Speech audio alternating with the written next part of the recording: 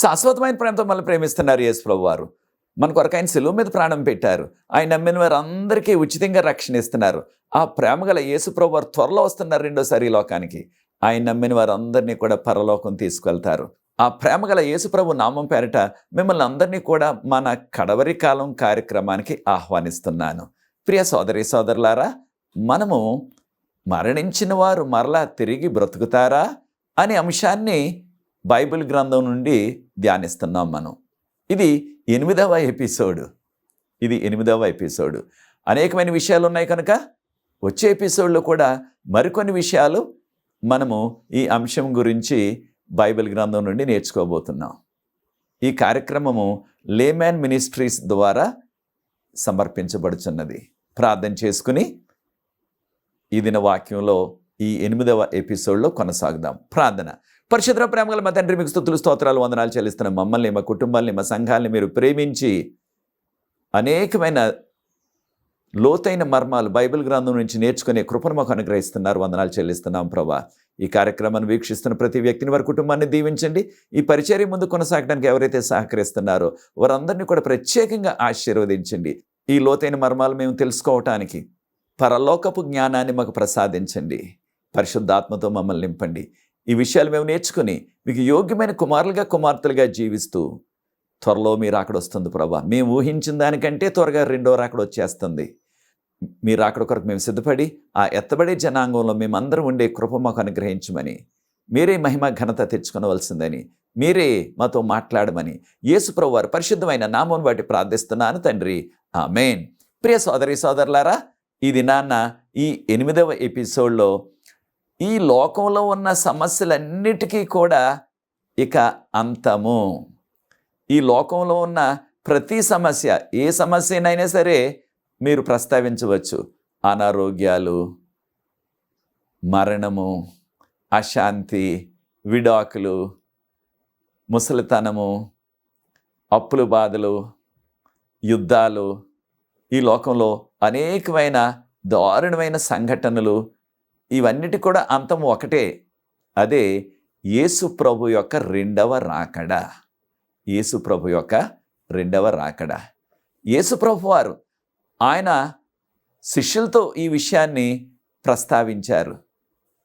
Bible గ్రంథంలో ప్రాముఖ్యంగా క్రొత్త నిబంధనలో ప్రతి 25 వచనాల్లో ఒక వచనం రెండవ రాకడ గురించే చెప్తుంది. అంటే ఎంత ఎక్కువగా ఈ యొక్క అంశం చెప్పబడుతుందో చూడండి. ప్రతి 25 వచనాల్లో ఒక వచనం. కొన్ని అధ్యాయాలు అయితే మొత్తం అధ్యాయం అంతా కూడా రెండవ రాకడకు సంబంధించిన విషయాలే. ఉదాహరణకు మత్తయి 24వ అధ్యాయం, మార్కు సువార్త 13వ అధ్యాయం, అదే రీతిగా లూకా సువార్త 17వ అధ్యాయం, లూకా సువార్త 21వ అధ్యాయం. ఇలాగా అనేకమైన విషయాలు రెండవ రాకడ గురించి మనకు చెప్పబడ్డవి. యేసు ప్రభువు వారు ఆయన లోకంలో జీవించినప్పుడు తన శిష్యులెంతో వారు విచారంతో నిండిపోయారు. దేనికి? నేనిక త్వరలో మీ వద్ద నుంచి నేను వెళ్ళిపోతానన్నారు. వారందరూ కూడా అనుకుంటున్నారు. వారందరూ కూడా ఎంతో దిగులుతో, ఎలాగా ఈయన వెళ్ళిపోతున్నారు మన బోధకుడు. అప్పటికీ ఆయన దేవుడని పూర్తి నమ్మకం వారికి ఇంకా కలగకపోయినప్పటికీ మన గురువు గారు ఆయన వెళ్ళిపోతున్నారు ఎలాగా అనే విచారం వారికి వచ్చేసింది. తర్వాత కాలంలో వారు పూర్తిగా నమ్మారు ఆయనే దేవుడని. అయితే యేసుప్రభు చెప్పిన మాటలు ఏమిటి?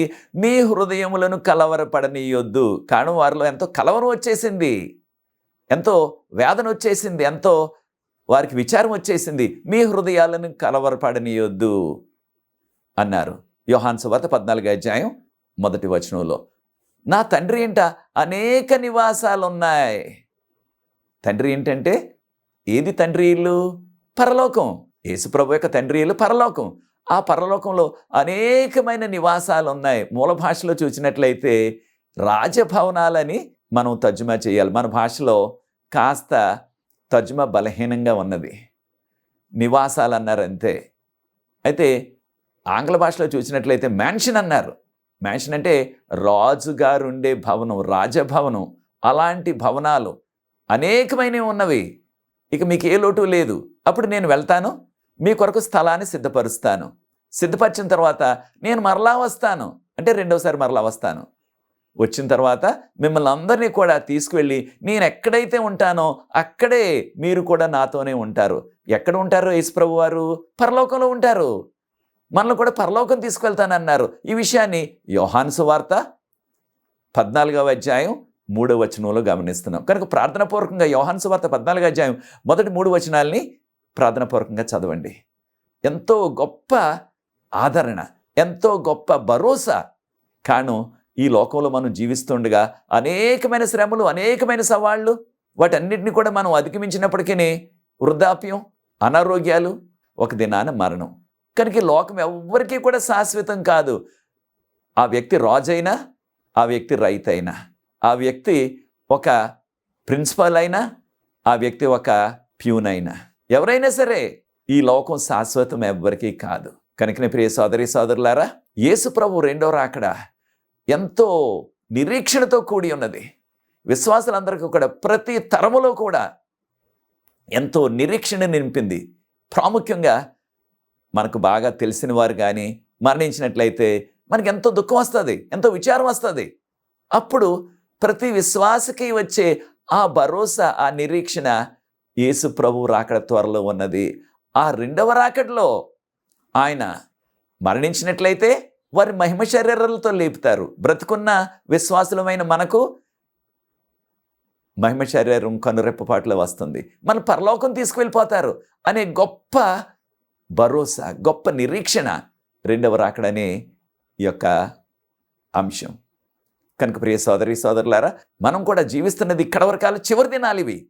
ఇంగ్లీష్లో the ending of the end time అంటున్నాం. ఈ కడవరకాల చివరి దినాల్లో జీవిస్తున్నాం మనము. రెండవ రాకడ కొరకు ఆధ్యాత్మికంగా సిద్ధపడుతున్నామా? మా తండ్రి గారు మరణించినప్పుడు ఆయన పాస్టర్గా పనిచేశారు 40 సంవత్సరాలకు పైగా. అందరు మానవుల్లాగే ఆయన కూడా మరణించారు. అయితే దేవుని యొక్క సేవ చేస్తున్నప్పటికీ నాకు, మా కుటుంబ సభ్యులు కూడా ఎంతో దుఃఖం ఆయన సమాధిలో పెట్టినప్పుడు. అదే రీతిగా విశ్వాసమైన మనందరికి కూడా ఆ దుఃఖం వస్తుంది మన యొక్క కుటుంబ సభ్యులు మరణించినప్పుడు, వారిని సమాధి చేస్తున్నప్పుడు. అయితే చాలాసార్లు ఏమంటాం, సమాధి చేయొద్దు, మట్టేసి కప్పెట్టేయొద్దు అన్నట్లుగా దుఃఖంతో చెప్తూ ఉంటాం. కారణం మన యొక్క కుటుంబ సభ్యుల్ని ఆ విధంగా మట్టిలో పోడ్చడం మనకి ఇష్టం లేదు.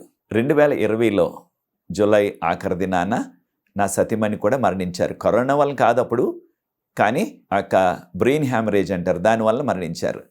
అప్పుడు కూడా ఎంతో మాకు వేదన, దుఃఖం. దేవుని యొక్క సేవకులమైనప్పటికీ ఎంతో దుఃఖం. అయితే ఆ దుఃఖం ఒక రోజులో పోయేది కాదు. మన యొక్క కుటుంబ సభ్యులు లేకపోయినట్లేదు, మన యొక్క దగ్గర బంధువులు, మన స్నేహితులు మరణించినప్పుడు అనేక దినాలు, కొన్ని వారాలు, కొన్ని నెలలు, కొన్ని సందర్భాల్లో కొంతమంది సంవత్సరాల పాటు ఆ యొక్క విచారంలో నుంచి బయటకు రాలేకపోతున్నారు. అయితే మనకున్న గొప్ప నిరీక్షణ, భరోసా చూడండి. యేసు ప్రభు వారు ఎక్కడున్నారో చూడండి. ఆయన ద్వారం దగ్గరే ఉన్నారు. అనగా ఆయన రాకడ అతి సమీపంలో ఉన్నది. ద్వారం దగ్గరే ఉన్నారు. సాదృశ్యంగా చెప్పుకోవాలంటే ఆయన యొక్క పాదాన్ని బయటకు పెట్టేశారు ద్వారంలో, అనగా పరలోక ద్వారంలోంచి బయటకు వచ్చేయటానికి సిద్ధంగా ఉన్నారు. ఇంకొక ఆ కాలు కూడా బయటకు వచ్చేసిందంటే ఆయన బయటకు వచ్చేసినట్లే. ఇది సాదృశ్యంగా సుమా. అనగా యేసు ప్రభు రెండో రాకడ అతి సమీపంగా ఉన్నది. ప్రియ సోదరి సోదరులారా, ఈ విషయాన్ని మనం గుర్తించాలా. అయితే చాలామంది విశ్వాసులు కూడా అపోహపడేది ఏమిటంటే, యేసు ప్రభు రాకడకు ముందు కొన్ని సూచనలు చెప్పారు కదా బైబిల్ గ్రంథంలో. ఉదాహరణకు నక్షత్రాలు రాలుతాయి ఆకాశం నుంచి అన్నారు. ఈ విషయాన్ని మనం ప్రకటన గ్రంథం 6వ అధ్యాయం 12వ వచనంలో మనం గమనిస్తున్నాం. నక్షత్రాలు రాలుతాయి. అయితే ఇది ఇంకా జరగలేదు, జరుగుతుంది అన్నట్టుగా చాలామంది అనుకుంటున్నారు. అది జరిగిన తర్వాత మాత్రమే రెండవ రాకడ వస్తుంది అనుకుంటున్నారు. ప్రకటన గ్రంథం 6వ అధ్యాయం 13వ వచనంలో బాగా బలంగా గాలి వీస్తే అప్పుడు చెట్టుకున్న ఆ అంజూరపు కాయలు, పచ్చికాయలు కూడా పడిపోతాయి. ఉదాహరణకు మన ప్రాంతాల్లో మామిడికాయలు ఉంటాయి. ఇలాంటి వేసవకాలంలో కాస్త బలంగా గాలి వస్తే మామిడికాయలు చాలా రాలిపోతాయి. అలాగా నక్షత్రాలు ఆకాశం నుంచి రాలిపోతాయి. చంద్రుడు ఈ యొక్క విషయం ఖచ్చితంగా నెరవేరింది. చరిత్రలో ఇది లిఖించబడ్డది, చరిత్రలో ఇది వ్రాయబడ్డది. 1833 సంవత్సరంలో నవంబర్ 13వ తారీఖున అమెరికా ప్రాంతం అంతా కూడా రాత్రివేళ యొక్క ఉల్క చుక్కలు అంటారు కొంతమంది, కొన్ని ప్రాంతాల్లో ఉల్కలు అంటారు. అయితే వీటిని ఇంగ్లీష్లో షూటింగ్ స్టార్ అంటున్నారు. ఆ యొక్క నక్షత్రాలు, చిన్న చిన్న నక్షత్రాలు వర్షంలాగా కురిసినట్లుగా చరిత్ర మనకు చెప్తుంది. ఉదయకాలం ఆ మరుసటి రోజు అన్ని వార్తాపత్రికల్లో కూడా ఆ వార్తను ముద్రించారు. ఆ దినాల్లో అది చూచిన వారు ఆశ్చర్యపడిపోయి రెండవ రాకడ వచ్చేస్తుందని ఎంతో భయపడిపోయే రకంగా. కనుక ఆకాశం నుంచి నక్షత్రాలు రావటం జరిగిపోయింది, ఇంకా ఎప్పుడో జరుగుతుంది, అది జరిగాక రెండవ రాకడ అని మనం మోసపోవద్దు సుమా. అదే రీతిగా ఈ వాక్యంలోని ప్రకటన గ్రంథం 6:12-13 వచనాల్లో సూర్యుడు పగటి వేళే చీకటి అయిపోతాడు, చంద్రుడు రక్తవర్ణంగా మారతారు అని మనకి చెప్పబడ్డది. ఆ సూచన కూడా జరిగిపోయింది. ఇప్పుడు 1780వ సంవత్సరంలో మే 18వ తారీఖున ఇది చరిత్రలో లిఖించబడ్డది. ఆనాటి వార్తాపత్రికలన్నీ కూడా ప్రచురించాయి. మరుసటి రోజు పగలు దాదాపు 10:30 సమయంలో ఎప్పుడు వెళ్ళే తెల్లవారింది, ఎప్పుడు వెళ్ళి అన్నీ కూడా అందరూ కూడా లేచారు, పనులు చేసుకున్నారు, వారి పనులకు వారు వెళ్ళారు. 10:30 కల్లా చీకటి ప్రారంభమైంది. 12 గంటలకల్లా కటిక చీకటి. వారికి తెలిసిన సొంత ఇంట్లో కూడా ఏదో కొవ్వొత్తు కానీ ఏదో ఒక చిన్న దీపం కానీ లేకపోయినట్లయితే పక్క గదిలో కూడా వెళ్ళలేనంత కటిక చీకటి వచ్చేసింది. చంద్రుడు రక్తవర్ణంలాగా అంటే ఎర్రగా కనిపించాడని వార్తలు చెప్తున్నాయి. ఇది 1780వ సంవత్సరంలో 1780 మే 18. కనుక ఈ సూచనలన్నీ జరిగిపోయాయి. ఇక జరగవలసింది ఒకటే, అదేమిటంటే రెండవ రాకడ. చూడండి, రెండవ రాకడ యేసుప్రభు వచ్చినప్పుడు ప్రతి నేత్రము ఆయనను చూచును. ఇదిగో ఆయన మేఘారూఢుడై వచ్చున్నాడు, ప్రతి నేత్రము ఆయనను చూచును. ప్రకటన గ్రంథం 1:7 వచనంలో ప్రతి నేత్రం అంటే ఆ దినానికి అనగా రెండవ రాకడ దినాన్ని ఎవరైతే బ్రతుకుంటారో వారు ఎక్కడున్నా సరే, వారు అటవీ ప్రాంతంలో ఉన్నా, పర్వతాల్లో ఉన్నా, ఏదైనా ఒక దీవిలో ఉన్నా, లేకపోతే పట్టణంలో ఉన్నా, చిన్న గ్రామంలో ఉన్నా, ఏ దేశంలో ఉన్నా సరే, ఏ ప్రాంతంలో ఉన్నా సరే అందరికీ కూడా కనిపిస్తుంది. ఎవరు కూడా రెండవ రాకడ వచ్చిందంట, మా ఊర్లో కనిపించలేదు, అది మాది చిన్న గ్రామం అని ఎవ్వరు కూడా సాకులు చెప్పటానికి అవకాశం లేదు. ప్రతి నేత్రం చూస్తుంది. అప్పుడు యేసుప్రభు రెండో రాకడ ప్రతి నేత్రం చూచినట్లయితే అది రహస్య రాకడ అవుతుందా? చాలామంది ఈ మధ్యకాలంలో రహస్య రాకడ అని ఎంతో ఊదరగొట్టేస్తున్నారు. యేసుప్రభు దొంగ వలె వచ్చేస్తారు, యేసుప్రభు రాకడ ఆయన రహస్యంగా వస్తారు అన్నట్టుగా వారు చెప్తున్నారు. బైబిల్ గ్రంథం అది చెప్పట్లేదు మనకు. బైబిల్ గ్రంథంలో ప్రతి నేత్రం చూసినట్లయితే అది రహస్యం ఎలాగ అవుతుంది? ప్రతి నేత్రం చూడగలిగినట్లయితే రహస్యం అవుతుందా? అవదది. ప్రియ సోదరి సోదరులారా, అపోస్తల కార్యాలు 1:11 వచనంలో శిష్యులందరూ కూడా ఆ ఒలీవ పర్వతం మీద యేసుప్రభు వారి కళ్ళ ముందే పరలోకానికి వెళ్ళిపోయారు. దీన్నే ఆరోహణం అంటున్నాం, ఎసెన్షన్ అంటున్నాం ఇంగ్లీష్లో. అయితే అప్పుడు వారికి దేవదూతలు ప్రత్యక్షమయ్యి, ఓ గలిలయ మనుషులారా, దేనికి మీరు చూస్తున్నారు ఆకాశం వైపు? మీ వద్ద నుంచి కొనుపోబడిన, అంటే మీ వద్ద నుంచి వెళ్ళిపోయిన ఈ యేసు ప్రభు మరలా అదే రీతిగా తిరిగి వస్తారు, అందరూ కూడా చూస్తారు అని చెప్పారు. మరొక విషయాన్ని కూడా మనం గుర్తించాలి. ఇంకా చాలామంది రహస్య రాకడ వస్తుంది, ఎవరికి తెలియదు, అని దొంగవలే వచ్చేస్తాడు అన్నట్టుగా బోధిస్తున్నారు. నిజమే, దొంగవలే అనే మాట వాడబడ్డది, కానీ ఆయన దొంగవలే రావాల్సిన అవసరత ఆయనకు లేదు. ఆయన దొంగ కాదు. యేసుప్రభు అన్నారు, నేనే సత్యమును జీవమును నేనే మార్గమును అన్నారు. కనుక యేసుప్రభు దొంగ కాదు, దొంగవలే ఆయన రారు. యేసుప్రభు రెండోసారి వస్తున్నప్పుడు ఆయన ఎవరు అడ్డుకోగలరు? ఎవరు ఆపగలరు ఆయన్ని? సాతాను కానీ, సాతానుతో ఉన్న ఆ దూతలందరూ కూడా పడిపోయిన దూతలు, వారిని మనం భూతాలు దెయ్యాలు అంటాం. వారు ఎవరైనా ఆపగలరా? ఈ లోకంలో ఉన్న ఏ బలమైన దేశమైనా వారికి ఉన్న ఆ యొక్క యుద్ధ సామాగ్రితో యేసుప్రభుని రాకుండా అడ్డుకోగలరా? ఎవ్వరూ చేయలేరు. కనుక యేసుప్రభు రహస్యంగా రావాల్సిన పని ఏమున్నది? కనుకనే చూడండి, యేసుప్రభు రెండోసారి వచ్చినప్పుడు ఆయన మహా ఆర్భాటంతోనూ ప్రధాన దూత శబ్దంతోనూ బూరధ్వనితోనూ ఆయన వస్తారని చెప్పబడ్డది. ప్రియ సోదరి సోదరులారా, యేసుప్రభు వచ్చినప్పుడు ఆ కోటాను కోట్ల దూతలు బూరలు ఊదుతూ వస్తారు. ఎప్పుడైనా దొంగ వస్తున్నట్లయితే అర్ధరాత్రి వేళ లేదా అర్ధరాత్రి దాటిన తర్వాత బూర ఊదుకుంటూ వస్తాడా? లేకపోయినట్లయితే తన మొబైల్లో చక్కగా ఫుల్గా సౌండ్తో పాటలు పెట్టుకుని వింటూ వస్తాడా? రాడు. రహస్యంగానే వస్తాడు దొంగ అయితే. ఈయన రహస్యంగా రావటం లేదు. బూరధ్వనితో, ఒక్క బూర కాదు, కోటాను కోట్ల దూతల బూరలు. కనుక ఇది రహస్య రాకడ కాదు.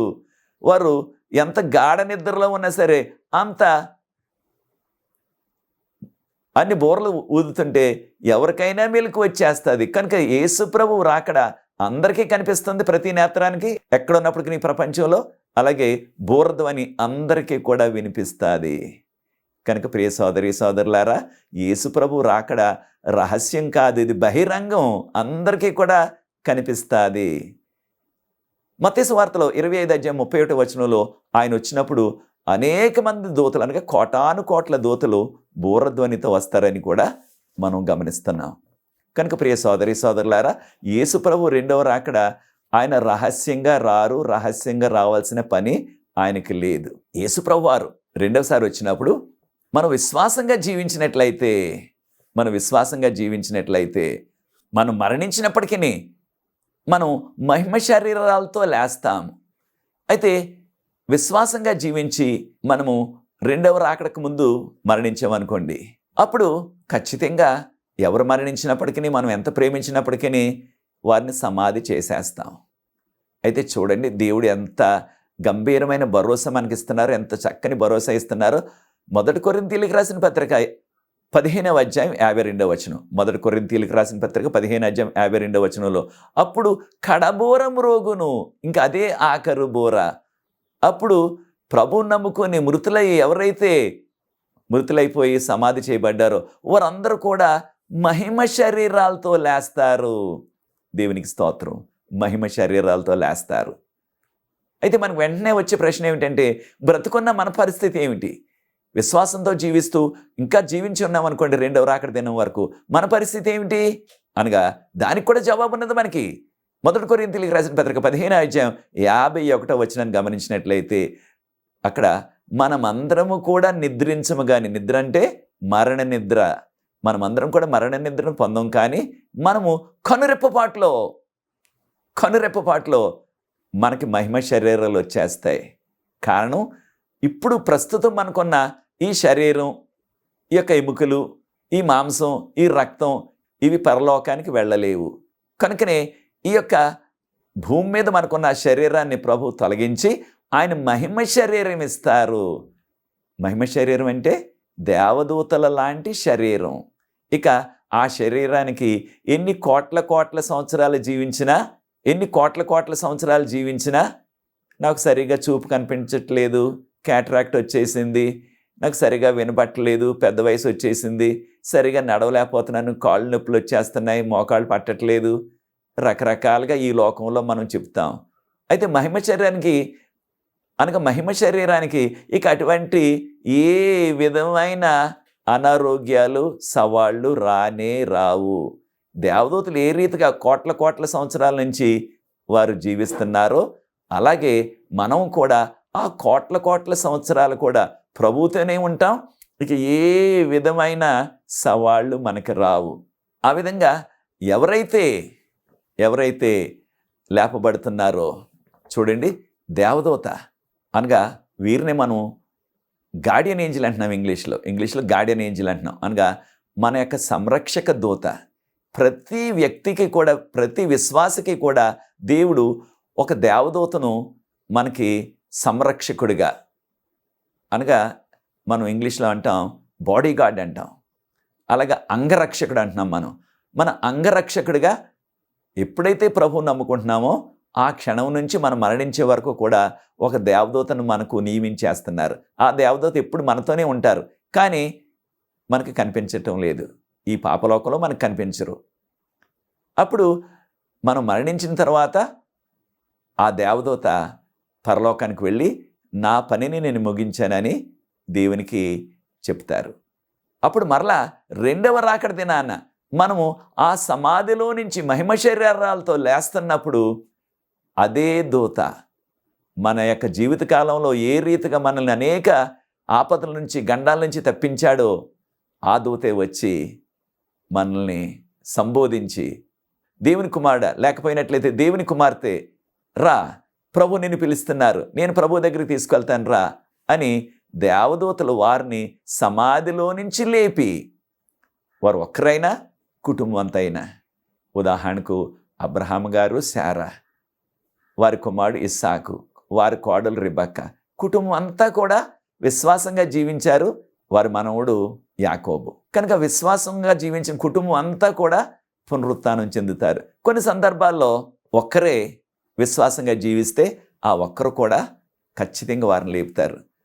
కొన్ని సందర్భాల్లో ఏం జరుగుతుంది, చిన్న బిడ్డలు చనిపోతున్నారు. ఏదో అనారోగ్యాన్ని బట్టి పుట్టిన తర్వాత కొన్ని దినాలకో కొన్ని వారాలకో కొన్ని నెలలకో చిన్న బిడ్డలు చనిపోతున్నారు. అటువంటి చిన్న బిడ్డలను కూడా పునరుత్థానం చేయించి దేవదూతలు ఆ యొక్క తల్లిదండ్రులు విశ్వాసులైనట్లయితే వారికి అప్పగిస్తారు. ఎంత గొప్ప ధన్యత చూడండి. కనుక ప్రియ సోదరి సోదరులారా, ఈ యొక్క గొప్ప దినము, ఈ యొక్క మహత్కరమైన దినం రెండవ రాకడ దినం. ఆ రెండవ రాకడ కొరకు నీవు సిద్ధపడుచున్నావా ప్రియ సోదరి సోదరుడా? ప్రభు రాకడ అతి సమీపంలో ఉన్నది.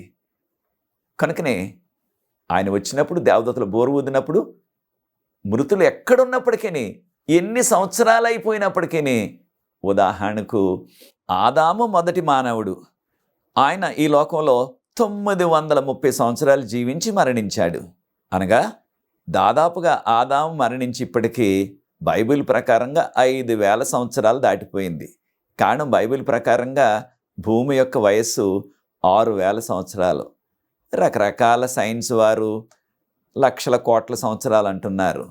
కానీ బైబిల్లో మనకున్న ఆ యొక్క ఆధారాల ప్రకారంగా మనం నమ్మేది ఏమిటంటే భూమి యొక్క వయసు దాదాపుగా 6000 సంవత్సరాలు వచ్చేసింది. అయితే ఆదాము గారు మరణ నిద్రలో 5000 సంవత్సరాల నుంచి మరణ నిద్రలోనే ఉన్నారు. కానీ ఆయన ఆ మరణ నిద్రలో ఆయనకే కాదు, మరణించిన వారికి ఎవ్వరికీ కూడా ఇక వారి కుటుంబంలో లేక ఈ భూమి మీద వారి ప్రాంతంలో జరిగేది ఏది కూడా తెలియదు. గాఢ నిద్రలో ఉన్న వారికి ఏం తెలుస్తుంది? అలాగే మరణాన్ని నిద్రతో పోల్చారు. మరణాన్ని 55 సార్లు పాత నిబంధనలో క్రొత్త నిబంధనలో కూడా మరణాన్ని నిద్రతో పోల్చి చెప్పారు. ఆదాము గారు 5000 సంవత్సరాల క్రిందటే మరణించి సమాధి చేసేశారు, మట్టి అయిపోయారు ఆయన.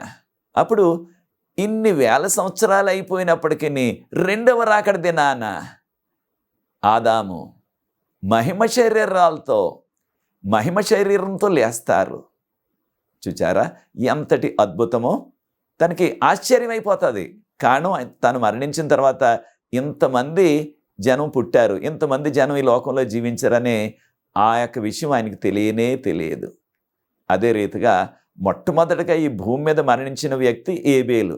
తన సొంతాన్నే తన్ని హత్య చేసేశాడు.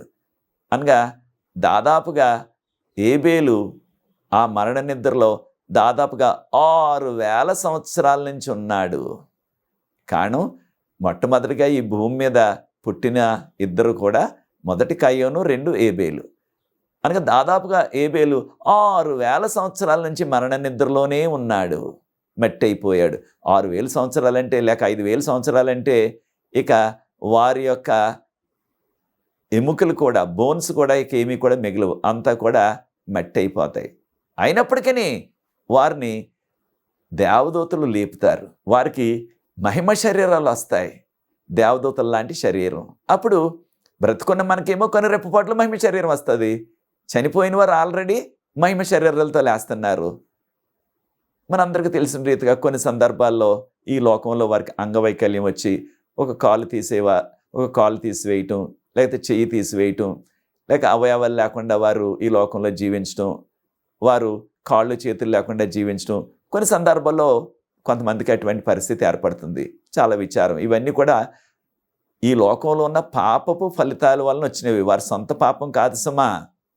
అటువంటి వారు కూడా విశ్వాసంగా జీవించి మరణించినట్లయితే వారికి అంగవైకల్యం ఉన్నప్పటికీ వారు రెండవ రాకడ దినాన ఎటువంటి అంగవైకల్యంతో పునరుత్థానం చెందరు. వారికి ఎటువంటి అంగవైకల్యం ఉండదు. ఇక వారు పరిపూర్ణమైన శరీరం, దేవదూతల లాంటి శరీరం వారికి ఎక్కడున్నప్పటికీ ఆ యొక్క కనురెప్పపాటులో మార్పు చెందిన భక్తులు, లేపబడిన విశ్వాసులు, మహిమ శరీరాలతో లేపబడిన ఆ యొక్క విశ్వాసులు వారందరినీ కూడా దేవదూతలు వచ్చి నలుదిక్కుల నుంచి, నలుదిక్కులంటే తూర్పు, పడమర, ఉత్తర, దక్షిణం, ఇక ఎక్కడున్నా సరే, ఏ ప్రాంతంలో ఉన్నా, ఏ దేశంలో ఉన్నా, ఎంత మారుమూల ప్రాంతంలో ఉన్నా, అటవీ ప్రాంతంలో ఉన్నా సరే వారిని దేవదూతలు వచ్చి ప్రోగు చేస్తారు, దేవదూతలు వచ్చి తీసుకువెళ్తారు.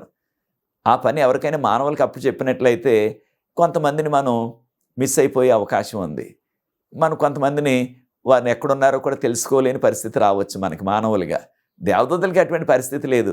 వారు ఎక్కడున్నప్పటికీ దేవదూతలకి తెలుసు. మనం ఉండే ఆ స్థలము, మనం ఉండే ఆ ప్రాంతము, మనం ఉండే ఆ యొక్క మన పేరు, మన ఊరు అన్నీ కూడా దేవదూతలకు తెలుసు. కనుక దేవదూతలు వచ్చి అందరినీ కూడా తీసుకువెళ్తారని మత్తయి సువార్త 24:31 చెప్పబడ్డది. మత్తయి సువార్త 24:31 చెప్పబడ్డది. కనుక ప్రియ సోదరి సోదరులారా, మనం ఎప్పుడు కూడా చింతించని అవసరం లేదు. దేనికి? నేను చిన్న గ్రామంలో ఉంటాను, యేసుప్రభు రెండోసారి వచ్చినప్పుడు నన్ను గుర్తించుకుంటారో లేదో, నన్ను దేవదూతలు వచ్చి తీసుకువెళ్తారో లేదో అని మనము ఆరాట పడవలసిన పని లేదు, ఆందోళన పడవలసిన పని లేదు. ఖచ్చితంగా అందరినీ కూడా తీసుకుని యేసుప్రభుని కలుసుకోవటానికి మధ్యాకాశంలోనికి తీసుకువెళ్తారు. రెండవ రాకడ సమయంలో యేసుప్రభు వారు మధ్యాకాశంలోనే ఉంటారు. ఆయన ఎక్కడ కూడా భూమి మీద అడుగు పెట్టరు. చాలామంది ఊహిస్తున్నారు యేసుప్రభు వారు యెరూషలేములో దిగుతారు, ఆ ఒలీవ పర్వతం మీద దిగుతారని. అది రెండవ రాకడలో కాదు, 1000 ఏళ్ల పాలన తర్వాత దానిని మూడవ రాకడని మనం సంబోధిస్తున్నాం. అప్పుడు దిగుతారు. అంతేగాని రెండవ రాకడలో ఆయన మధ్యాకాశంలోనే మిగిలిపోతారు. ఈ విషయాన్ని మనం గుర్తించాలి ప్రియ సోదరి సోదరులారా.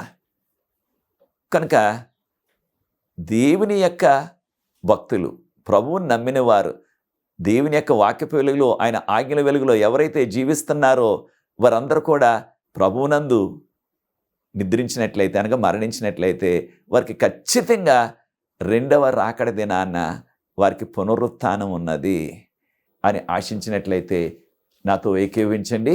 ప్రార్థించి ఈ యొక్క 8వ ఎపిసోడ్ ముగిస్తాను. ప్రార్థన. పరిశుద్ధ ప్రేమ గల మా తండ్రి, మీకు స్తుతులు స్తోత్రాలు వందనాలు చెల్లిస్తున్న మమ్మల్ని, మా కుటుంబాలని, మా సంఘాలను మీరు ప్రేమించి ఈ లోతైన మర్మాలు మాకు వివరిస్తున్న రీతిని బట్టి వందనాలు చెల్లిస్తున్నాం ప్రభువా. ఈ కార్యక్రమాన్ని వీక్షిస్తున్న ప్రతి వ్యక్తిని ఆశీర్వదించండి. ఈ పరిచర్య ముందు కొనసాగడానికి ఎవరైతే సహకరిస్తున్నారో వారందరూ కూడా ప్రత్యేకంగా దీవించవలసిందని, ఈ విషయాలు మేము నేర్చుకుని మీకు యోగ్యమైన కుమారులుగా, కుమార్తెలుగా కడవర కాల చివరి దినాల్లో జీవించే ఆ ధన్యత దయచేయమని యేసుప్రభు వారి పరిశుద్ధమైన నామమును బట్టి ప్రార్థిస్తున్నాను తండ్రి. ఆమేన్. ప్రియ సోదరి సోదరులారా, ప్రభు మిమ్మల్ని ప్రేరేపించినట్లయితే పరిచర్య ముందు కొనసాగడానికి మీరు కూడా పాలిభాగస్తులు అవ్వండి. ఈ పరిచర్యలో మీరు కూడా పాల్గొనండి, దీనికి సహకరించండి. మనకు ప్రార్థనా బృందం ఉన్నది. ఎటువంటి ప్రార్థన అవసరత ఉన్నప్పటికీ మాతో పంచుకోండి. మీ కొరకు ప్రార్థిస్తున్నాం, మీ కొరకు ప్రార్థిస్తాం. అనేకమైన జవాబులు ప్రవహిస్తున్నారు. ఈ అవకాశాన్ని మీరు కూడా సద్వినియోగం చేసుకోండి. వచ్చే కార్యక్రమంలో 8వ ఎపిసోడ్లో మరికొన్ని విషయాలు మనం నేర్చుకోబోతున్నాం బైబిల్ గ్రంథం నుంచి. God bless you.